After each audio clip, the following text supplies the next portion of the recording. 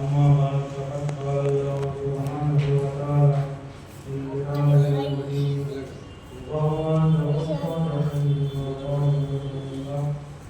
بسم الله الرحمن الرحيم يا أيها النفس المطمئنة ارجعي إلى ربك راضية مرضية اللهم صل على محمد وعلى محمد ارشاد رسول اللہ یہ ہمارے پاس اس کی اور اسے ملی ہوئی بالکل یہ رسول اللہ 4 آیتوں کا ہے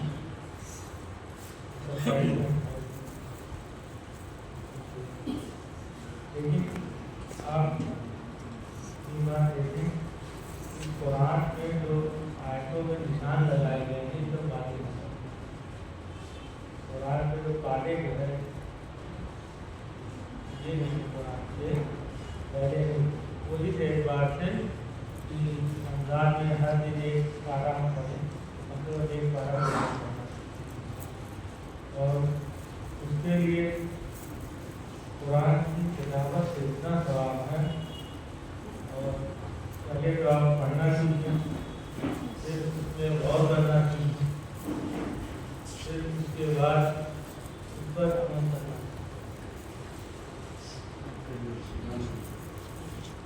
تو اسی لیے اہل بیت اور قرآن میں کوئی ملائی نہیں جیسے قرآن آپ زبانی پڑھیں تو دل میں اتار پھر عمل نہیں کرنا جیسے اہل بیت زبانی آپ ان کی ولایت کے اقرار کریں پھر ولایت کو دل میں اتاریں اور پھر اس کو عملی صورت میں ظاہر کریں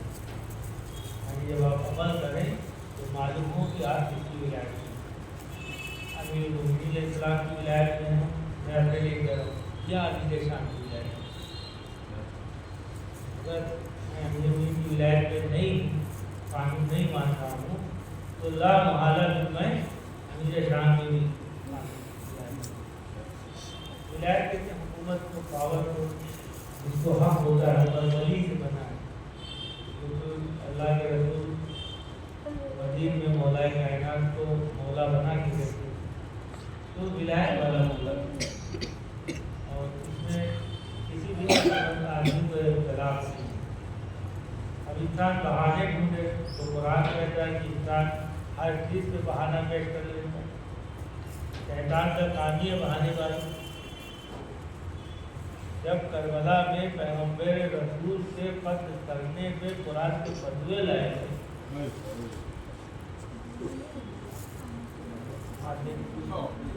آج ذلیل سے ذلیل مسلمان پکڑ رہے وہ ناظری خارجی ہو اس سے کہیے کہ ہم قرآن کے موسم میں قتل فتوا دیتے ذلیل سے ذلیل ترین دور کا مسلمان کوئی بھی کہہ رہا ہو جو اپنے کو خارجی دشمن اہل بیت بھی اپنے کو کہتا ہو یزید کا دفاع کرتا ہو امیر شام کی بادشاہت کا لیکن وہ بھی یہ نہیں کہتے کہ قرآن سے آپ موسم کے قتل کی دلیل ہو اس کا کیا کیا جائے ایسا بھی نہیں کہ ہماری طرح قرآن سمجھتے نہیں کہ ہم لوگ جیسے اردو والے آدمی ہیں بڑی مشکل سے تو قرآن پڑھو اب بات قرآن کے تو حدیث ہوئی ہے صلی اللہ علیہ وسلم اللهم صل على محمد وعلى محمد وعجل فرج رجع حیات ہے یہ کہتے ہیں میں اپنے مال ساتھ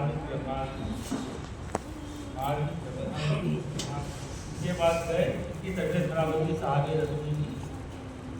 بہت درست صحابی ہوتے ہیں ان کی طبیعت خراب ہوتی ہے طبیعت جب خراب ہوتی ہے تو یہ جانتے ہیں ان کی عادت کے لیے تو اب ظاہر سے بات جا رہے تھے تو حضرت میں کہ ایک صحابی رسول کی زیارت کرنا ہے تو میرے بابا میرے والد صاحب مجھے بھی اپنے ساتھ احترام لے کے چلے کہ بچوں کو لے کے لڑکپن کا زمانہ ہوتا ہے ٹین ایج ہوتا ہے تو اب یہ گئے اپنے والد کے ساتھ تو والد کے ساتھ جاتے ہیں تو ماں سلام کرتے ہیں، خیریت پوچھتے ہیں، تو ایک سوال پوچھتے ہیں، کیا تم نے اسے قرآن کی تعلیم دی؟ قرآن کی تعلیم دی ہے؟ اب دی ہوگی تو کہتے بھی جہاں کہتے میرا لڑکا بالکل اس ٹائپ کا بہت سے لوگ نہیں پہنچتے قرآن کا لاکھ ماں باپ کا کرے مدرسے چلے جاؤ، مولوی بھی لگا دیا گیا ہے، سب کچھ نہیں اور کام سارے کر لیتے ہیں، کیونکہ جس کا یقین ہے، جس کی ولایت میں وہ کام ہوتا ہے، اس کام کے کرنے میں یقین ہوتا ہے کہ آخرت بننے والی ہے، جبکہ حدیث میں اللہ کے رسول کے بعد تم آخرت کے لیے کام کرو، دنیا تمہارے قدموں میں آئے گی۔ جو کام کر رہے ہو آخرت کے لیے کرو، دنیا تمہارے قدموں میں۔ اب اس کا الٹ کیا ہوتا ہے کہ اگر تم دنیا آخرت کو چھوڑو گے تو دنیا کے پیچھے بھاگا کرو، اگر تم دنیا کے پیچھے آخرت کو چھوڑو گے تو دنیا تمہیں اپنے قدموں تلے روندا کرے گی۔ یہ اصول ہے قرآن۔ آپ کوئی بھی قانون لے آئیں، اسلامی قانون ہو، اور اس کو جا کے سروے کرا ڈالیں، کوئی قانون لے آئیں اور اس پہ آپ سروے کرا ڈالیں کہ اس قانون کے تحت جو ہے قانون جو ہے آپ اس سے سروے کرائیں کہ اسلام یہ کہتا ہے، اب آپ بتائیے اس میں آپ کا نفع ہوا ہے نقصان ہوا۔ مثال کے طور پر میں سامنے کی بات کر رہے یہ کروں، آپ لوگ نہیں کرو، سلوات اللہ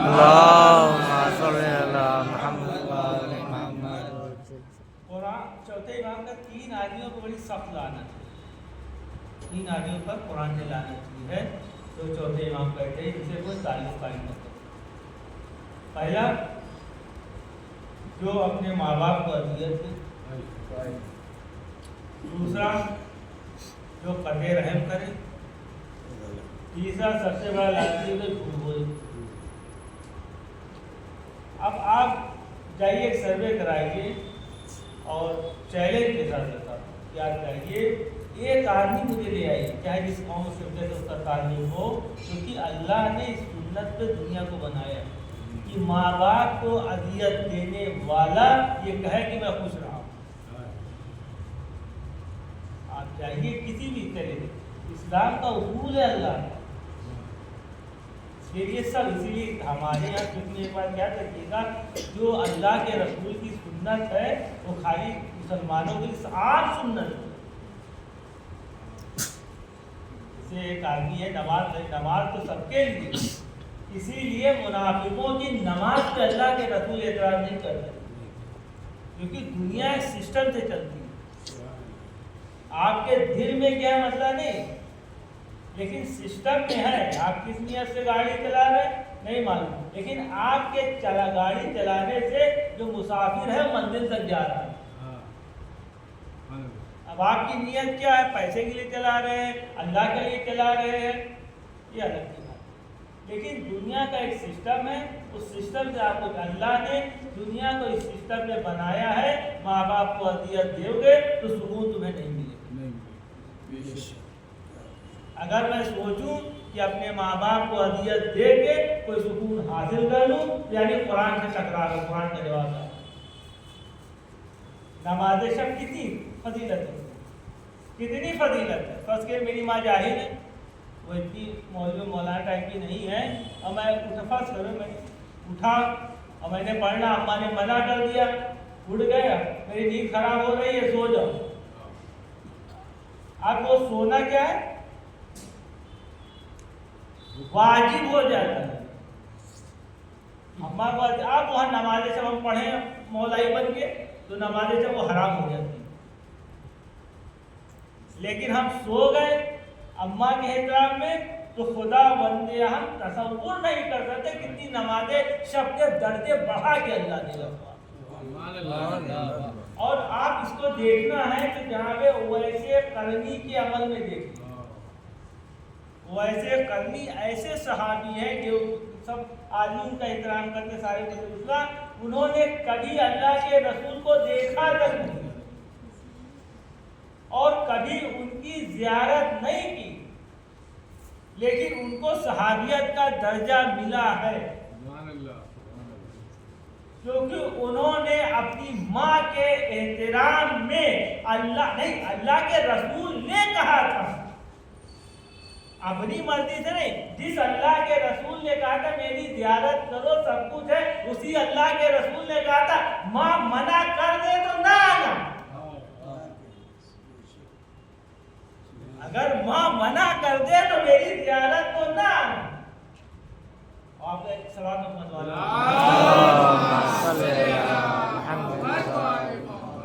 بہت بڑے عالم دین تھے، ان سے جب یہ کہا گیا کہ میں نوان سے ملاقات ہوئی، راضی تو ہو بھی نہیں سکتی، تو انہیں کہ مولا آپ ہم سے راضی ہیں؟ ہاں، اب کوئی ایسا کام بتا دیے جیسے میں نہ کروں آپ کو پسند ہے، تو مولا ان سے کہتے ہیں اس وقت جو تم زیارت کرنے آئے ہو نہ آتے تو بہتر ہو۔ یہ تڑپ گئے کہ مولا آپ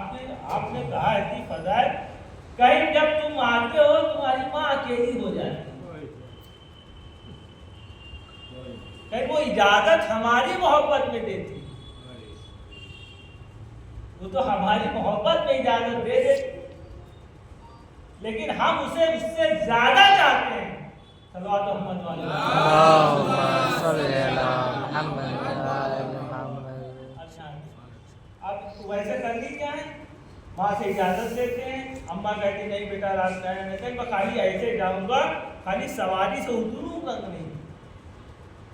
اب یہ ویسے کرنی آتے ہیں، آپ واقعہ سنیں تو ویسے کرنی پہنچتے ہیں، مدینے آتے ہیں کہ اللہ کے رسول کا ہے سواری سے اترے نہیں، اس روٹ پہ آئے ہیں جو بھی سواری تھی اس سے اترے نہیں ہیں۔ اب لوگ پہلی بار یمن کی طرف سے آتے ہیں، مذاق اڑاتے ہیں کہ کیا کہیں اللہ کے رسول کا ہے شام تک، کہنے میرے پاس ٹائم نہیں میں جا رہا ہوں، کیونکہ اماں سے کہا تھا کہ سواری سے نہیں اترتی جاتی تھی، اماں نے کہا تھا سواری سے نہیں اترو گے تو اتنی اجازت سے واپس آ جائے اللہ کے رسول۔ اور یہ بھی نہیں کہ جاہل لڑکا، معرفت ہے ان کے پاس، منافق نہیں ہے، مومن ہے، معرفت ہے، سب کچھ ہے، لیکن اب کیا ہے؟ اب سوچیے اللہ کے رسول ہو اور جو سڑک کیا ہو اسے معرفت ہو حقیقی، اور وہ در وہ صاحب کو جا کے وہ ایسے کرنی جاتے ہیں، اب تھوڑی دیر رکتے کہ بھائی اس سے ایسا اماں نے نہیں کہا میں جا رہا ہوں، کہہ دینا ہمارا سلام کہہ دینا، لوگ کہتے ہیں کتنا بدتمیز آدمی، بھلے رسول آؤ کہہ رہا کہ رک جاؤ تھوڑی دیر، رسول گئے شہر سے باہر آ گئے کہ لیکن یہ چلے جاتے ہیں۔ اب اللہ کے رسول جیسے ہی آتے ہیں تو دو جملے فرماتے ہیں، مجھے اپنے صحابی کی خوشبو آ رہی، مجھے جمع کی طرف۔ اب لوگ سوچ رہے تھے میں کچھ کہوں گا ان کے بارے میں، لیکن اب بھی دوسرا خدا اللہ کے رسول نے جو دوسرا جملہ پڑھا ہے، مجھے خدا رحمان کی خوشبو آ رہی۔ تصور کریں خدا کی رحمان، اب بسم اللہ الرحمن الرحیم، اگر خدا کی رحمانیت ہٹا دے تو ایک لمحے میں تمام مخلوقات وجود سے عدم میں چلی جائے۔ خدا اگر رحمان نہ ہوتا، خدا اگر رحمان نہ ہوتا، اسی لیے خدا ہمیں چھوٹ دے رہا ہے، پہلے رحمان ہے پھر رحیم ہے، رحمان ہو کے آزماتا ہے کیا تم رحیمیت میں شامل ہونے کے لائق ہو؟ اسی لیے ولایت علی ابن ابی طالب کو واجب کر دی محبت کی شکل میں، کہ عمل میں بھاگو گے لیکن محبت میں تو آ جاؤ گے۔ صلوات محمد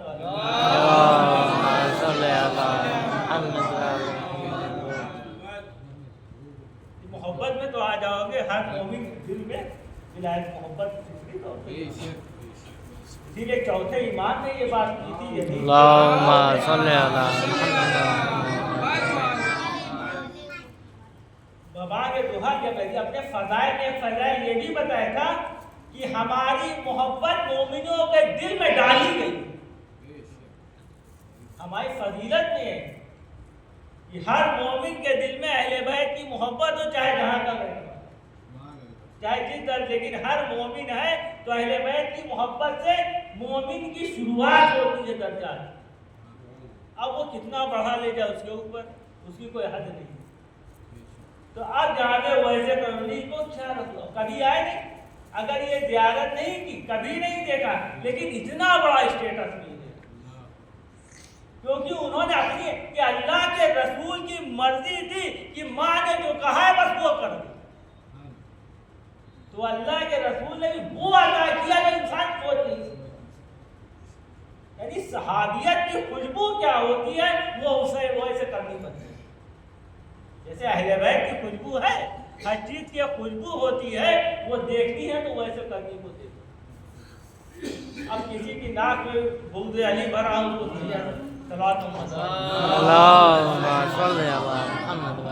اب یہ فرماتے ہیں کہ میں گیا تو میں نے پوچھا، تو انہوں نے مجھ سے کہا کہ کیا تم نے اسے بچے کو قرآن پڑھایا؟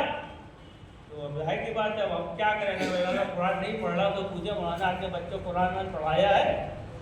ابھی کوئی پوچھ لے تو ہم کیا کہیں گے کہ نہیں آدمی بات ٹال جاتا ہے، ہاں کہے گا نہ کہے گا، بات ٹال گئے۔ پھر اللہ کے رسول کی ایک روایت سناتے ہیں، کہتے رجا کہتے ہیں کہ میرے طرف مخاطب ہوئے کہ سنو، ہم ایک بار اللہ کے رسول کے پاس بیٹھے تھے اور انہوں نے ایک واقعہ سنایا، قیامت کا ایک حدیث سنائی کہ جب قیامت کا حساب و کتاب کا عالم ہوگا تو کچھ لوگ اس شاہانہ شان و شوکت سے آئیں گے کہ اہل محشر میں فرشتے رش کریں گے، مطلب ایسا مرتبہ ان کا بلند ہوگا تو وہ کہیں گے یہ کون لوگ ہیں؟ آدمی حیران کرے گا ان لوگوں نے کون سا ایسا عمل انجام دیا ہے جس کی وجہ سے ان کے درجات عرش الہی پہ اتنے بلند سایہ اسٹیٹس، جیسے VIP ہوتا ہے کوئی، یہ درجات اللہ ان کو دکھا رہا ہے، کیونکہ محشر اعمال کے عکس کا حقیقت وہی ظاہر ہوگی، جو جتنا نمازوں کی صورت دکھائی دے گی، روزوں کی صورت، اخلاق کی، کردار کی، ماں باپ سے، یعنی جتنی نیکی ہے وہ مجسم ہو کے سامنے آئے گی وہاں محشر، اس جگہ کا نام ہے قیامت۔ اب وہاں پہ جب محشر ہو تو اللہ کو کچھ لوگ کہیں گے کہ یہ کون لوگ ہیں؟ کہ یہ وہ لوگ ہیں، یہ وہ لوگ ہیں، یہ وہ والدین ہیں جن کے بچوں نے قرآن کا علم حاصل کیا۔ یعنی اگر ہم قرآن پڑھتے ہیں تو ہم سے زیادہ ہمارے ماں باپ کا درجہ بلند ہوتا ہے۔ اگر ہم قرآن میں ایک لمحہ بھی غور کرتے ہیں، اچھا اللہ کی سنت ہے کہ اگر کوئی شباہت اختیار کر لے، دیکھیے حقیقی عالم قرآن تو اہل بیت ہے، لیکن اگر ہم تھوڑا بہت جو قرآن کو پڑھ کے اس کا اپنی طاقت برابر کوشش کرے سمجھنے کی تو خدا انہی کے صف میں لا دے سکتا۔ کہ ہم جب اٹھائے جائیں گے محشر میں تو گروہ در گروہ، تو قرآن والے گروہ میں ہمارا نام، تو ان والدہ، یعنی اسی لیے آپ کہتے ہیں، رجا کہتے ہیں کہ ہم رخصت ہونے لگے تو میرا ہاتھ پکڑا، میرا بچپنا تھا، انہوں نے میرے طرف دیکھا، کیا تم نہیں چاہتے رجا کہ تمہارے والدین کو ایسی مرتبہ بلند ملے محشر؟ تم اپنے باپ سے محبت کرتے ہو نہیں کرتے ہو؟ لیکن بہت محبت کرتے، تو کیا تم نہیں چاہتے تمہارے باپ کو بھی ایسے مرتبہ ملے؟ تو قرآن، تو اب کیا ماں باپ کا جو مرتبہ ہوتا اور خصوصاً جو ماں ہوتی ہے اس کا کوئی جواب نہیں، صرف ہمیں کربلا میں ایسی جگہ ملتی ہے جہاں ماں نے اپنی محبتوں کو قربان کیا۔ جناب زینب کو آپ دیکھیے کہ اونو محمد کو کس طرح سے اجازت دی، اجازت ملتی ہے میدان کی طرف جاتے ہیں، زبردست جنگ کرتے ہیں، جب زمین کربلا پہ آتے ہیں تو آخری سلام کہتے ہیں، ایک طرف جناب عباس اور ایک طرف امام حسین، دونوں جنازوں کو اٹھا کے جناب عباس ایک کو ایک حسین خیمے میں لے کے آتے ہیں، لیکن جناب زینب نے ماتم نہیں کیا انہوں محمد کا، بلکہ جناب زینب کی خاصیت یہ ہے کہ انہوں نے دوسروں کو بھی ماتم کرنے نہیں دیا، بلکہ صدقے اللہ اکبر۔ آپ دیکھیں یہ جناب زینب نے کس طرح سے قربان کیا، جناب زینب نے ماتم نہیں کیا۔ اب جب یہ قافلہ گزرتا ہے کربلا کی زمین سے اسیر ہو کے، تو جیسے ہی جناب زینب نے اونٹ کی بلندی سے بھائی کے جنازے کو دیکھا، اپنے کو گرا دیا۔ اب بھائی کے لاشے پہ پہنچ کے کس طرح سے جناب زینب ماتم کرتی ہیں، ایسا ماتم کرتی ہیں کہ صحرائے کربلا کا رونے لگتا ہے، دشمن پریشان ہو جاتے ہیں۔ اب صرف ایک بار آتا ہے اور چوتھے امام سے کہتا ہے اے سید سجاد اپنی پھوپھی سے کہیں یہاں سے چلیں، اب پھوپھی سے کہیں کیونکہ ہمیں دیر ہو رہی کوفہ پہنچنا ہے، لیکن سید سجاد خاموش ہے، زینب حسین کا ماتم کر رہی ہے۔ اب آتا ہے تازیانے لہراتا ہوا چوتھے امام پر گوڑا مارتا ہے، پھر گوڑا مارتا ہے، پھر مارتا، لیکن چوتھے امام خاموش ہے، بہن بھائی کا ماتم کر رہی ہے، بہن بھائی کی عزاداری کر رہی ہے، لیکن چوتھے امام خاموش ہے۔ اب ایک بار جناب زینب کو نگاہ پڑتی ہے تو جناب سید سجاد کہتے پھوپھی اماں آپ ماتم کرے،